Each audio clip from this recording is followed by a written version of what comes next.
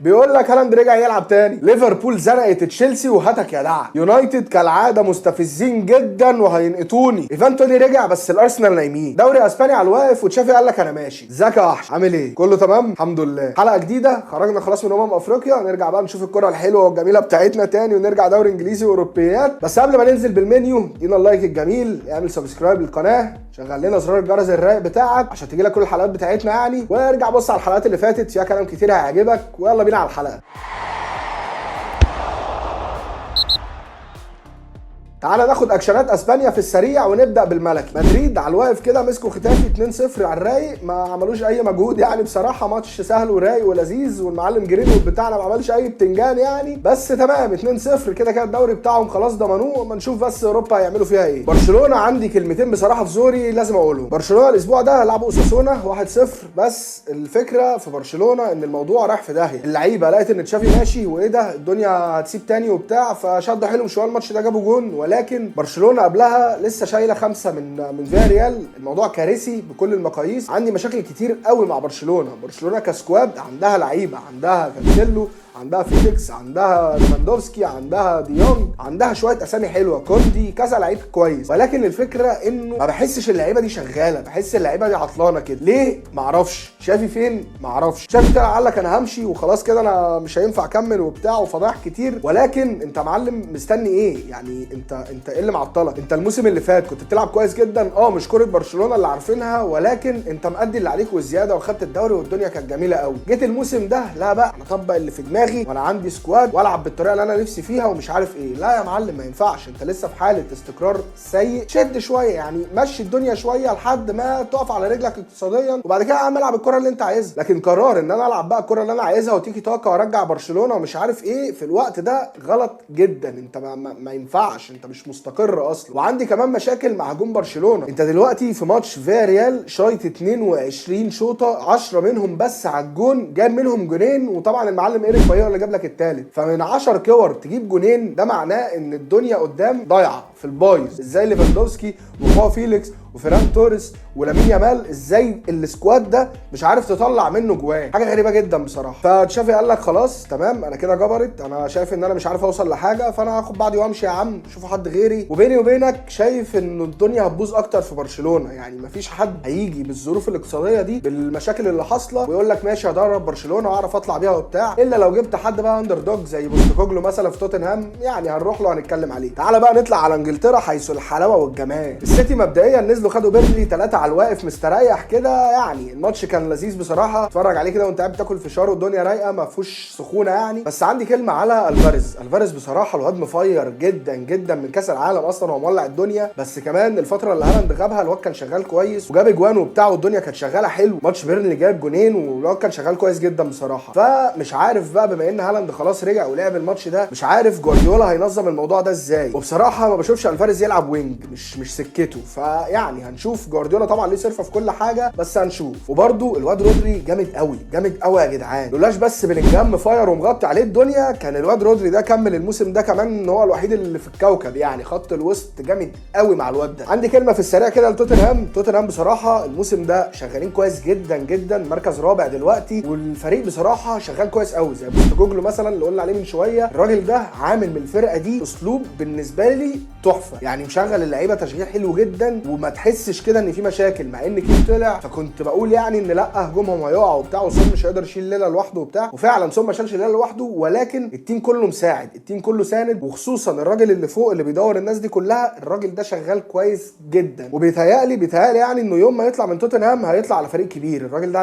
هيلعب يعني. ويعني ايفان توني رجع اهو، والواد بصراحه مفير، لعب ماتشين جاب جونين، الواد شغال حلو قوي. معرفش ارسنال استنوا عليه ليه. غالبا طلبات برينتفورد كانت كتير، بس يعني ارسنال اصلا ما سمعناش عنهم اي حاجه في موسم الانتقالات ده. عملنا حلقه لموسم الانتقالات ارجع شوفها يعني، هتلاقينا اتكلمنا على صفقات كتير ارسنال كانت محتاجاها بس ما شفناش منها اي حاجه. فيعني مش عارف بقى ياخدوه في الصيف ولا هيعملوا ايه، بس هنشوف. اطلع لي بقى على يونايتد وولفرهامبتون. دلوقتي احنا بدانا الماتش بدايه كويسه جدا. اول 5 دقائق راشفورد قام جايب جون وقلت خلاص يعني الماتش ده شكل الدنيا هتشتغل كويس، وجبنا الثاني في دقيقه 22. فيعني تمام والدنيا بتقول اهي، ولكن يونايتد كالعاده لازم يكفروني، لازم يطوعوني في عيشتي. ما يهونش على اللعيبه دي ولا على الفرقه دي ان هي تمسك نفسها ماتش واحد حتى على الاقل. شفنا الماتش لبسنا الجونين وبقينا 2-2 وبعدين 3-2 فتمام ربنا يكرم، وبعدين ويلفرهامبتون اتعادلوا يا دي النيله، وتعادلوا ايه خلاص في التسعينات يعني، فخلاص الماتش خلص على كده. وبيني وبينك انا قمت بقى يعني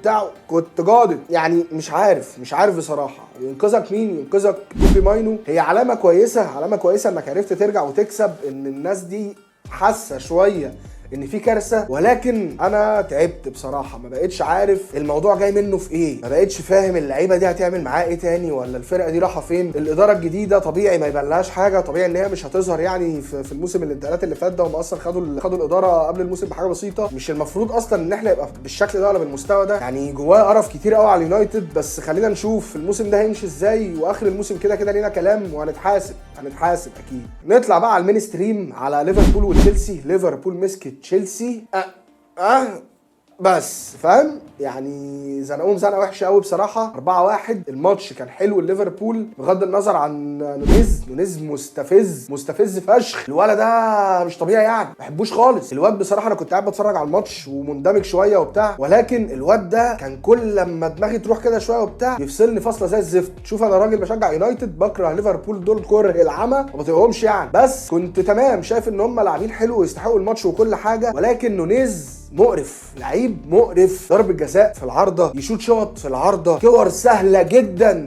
في كوره جات له بالهيد حمص يجيبها، حمص اللي كان قد كده جابها. فانت بتعمل ايه يا معلم؟ الواد شاطها مستفزه قوي، ويعني مش عارف الواد ده ايه اللي مصبرهم عليه وبيلعب ليه اساسي اصلا. بس يعوضوا الناحيه الثانيه يوتا، الواد ديجو يوتا عيل رايق كده، عيل بيحب يلعب كوره، بيحفرك على الكوره وبيموت عليها كده. انا احب اللعيبه دي، اللعيب اللي ينزل باشا اديني الكوره هموت لك نفسي بيها عادي جدا وهموت عليها، هطلع اجري وعافر وحفرك وبتاع. فالواد ده حلو جدا، وشايف ان هو معوض جدا غياب اسمه ايه ده يعني. تمام كده اسمه ايه لما يرجع وقال لك نزل على عشب وبتاع، لو كنا لسه في البطوله كانش هيبقى بيلعب. خد لي بالك كان هيبقى لسه بيتعالج. بس يوتا معوض، الواد شغال كويس جدا يعني. انا شايف ان الواد ده يفضل يلعب اساسي بصراحه، ما يقعدش. اركن بقى ما ينزل معلم ده خلاص، اركن على الدكه وشوف له بقى الموسم الجاي زي ما انت عامل مع جاكبو كده، ولاعب يوتا راس حربه، ويوتا هيأدي لك راس حربه عادي جدا، وهيبقى مأدي كويس جدا كمان. يوم ما مش هيجيب لك اجوان هيعمل لك دور فيرمينيو، خلي بالك. والولا سوبوسلاي ده انا بحسدهم عليه، والله العظيم بحسدهم عليه. الواد يا جدعان حلو، الواد خط وسط حلو، يكيفك ويمزجك، تجيله الكوره يجيب اجوان وبتاع. الولا حلو يعني. يا عم ماشي يا عم، حلال عليكم، بس يعني تكسبهمش اصلا، كسبهمش. وتشيلسي بقى، تشيلسي يعني الدنيا بايظه خالص معاهم، مش عارف المفروض يعملوا ايه تاني كاداره. جايبين لعيبه من اي حته وكل حته. شوف بس انت نفسك في مين كمدرب وانا هجيب. تشيلسي دلوقتي 10 الدوري، الدنيا بايظه معاهم خالص، ما بنشوفش كوره، ما بنشوفش اداء، ما بنشوفش جوان، ما بنشوفش مكاسب، ما بنشوفش اي حاجه. ويعني ابو تريكه طلع سف عليهم كتير وما زال بيسف. وابو تريكه الموضوع بوخ، انا بحبك وانت بالنسبه لي يعني ما فيش زيك، بس خلي بالك الموضوع بوخ، ما تقلبش الناس عليك يعني.